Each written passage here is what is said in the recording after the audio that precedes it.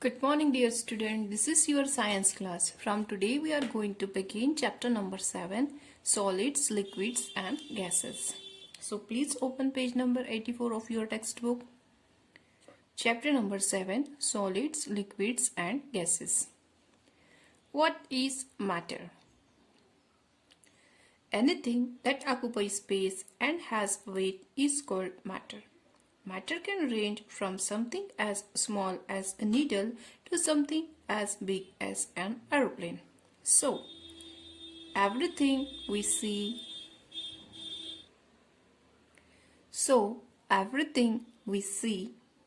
is called matter. In fact, we can't see air, but since air has weight and occupies space, it is called matter. So, dear student, what is the meaning of matter? Anything that has mass and that occupies space is called as matter. Look around you. Everything that is present, you are seeing. That may be your textbook, that may be your pen, pencil. All the things are the matter. Even you are also a matter. Okay? Because you have some weight and you occupy some space.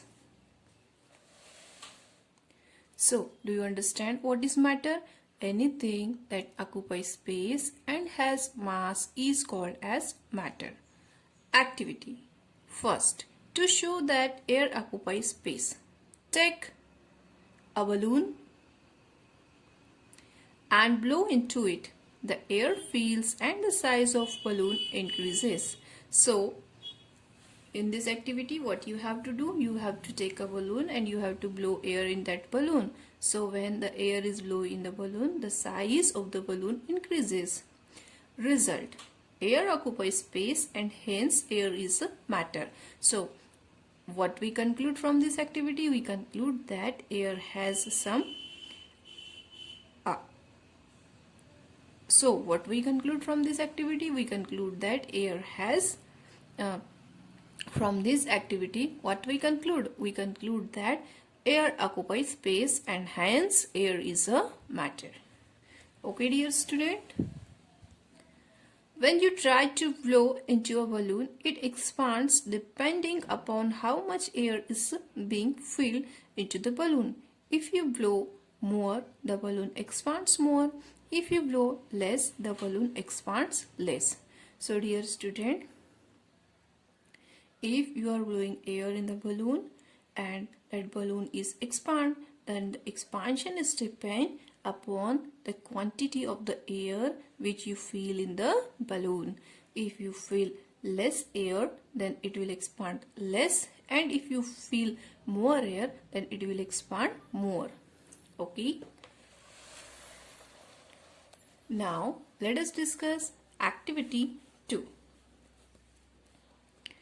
Take two similar balloons and inflate them with air equally. Suspend two balloons equally apart on the two corners of the meter scale and place it on the knife edges. The scale remains in a balanced state. Now puncture the balloon on the left side and you will see that meter scale bends toward your right. Okay. So now look at here in this picture. Here, these are the two balloons and we suspend these two balloons on the two edges of the scale and we puncture the balloon from the left side. Then what we observe? We observe that this scale is bent toward the right side. So from this activity, what we conclude? We conclude that air has mass and hence can be called matter. Okay. Tires are filled with air. Air is filled into the tire of cycles, scooters, cars, etc. because air makes it stiff. This reduces the area of contact with road, thereby decreasing friction. Thus, it helps in smooth moving of vehicles. So, student, in vehicles, that may be cycle, scooter or car, air is filled in the tire. Why the air is filled in the tire? Because it reduces the area of contact with the road and that will decrease the frictional force between the road and the tires. and that's why it helps in the smooth moving of vehicles.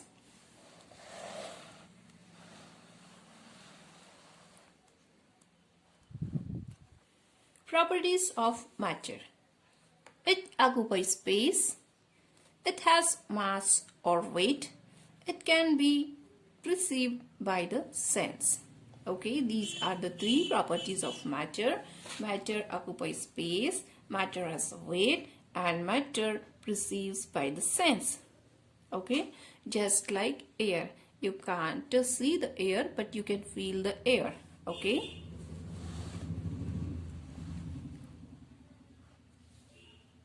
States of matter. Matter exists in three different states. Matter are solids, liquid, and gases. The best example to understand the state of matter is by taking water. Take a glass of water. It is in liquid state. When you put water in an ice tray and keep it in a freezer for some time, it becomes ice. That is a solid. If we put the same glass of water in a pan and heat it becomes gas. It is a steam. So here this example tells you water can be in the three states: solid, liquid, and gas. So if you have a glass of water, that is a fluid, that is a liquid, and if you put that glass of water into a freezer, after some time it will changes into a solid piece, that is called as the ice. It is the solid form of the water. So if you heat this solid form of water, then you will get a steam, which is the gaseous form of the water.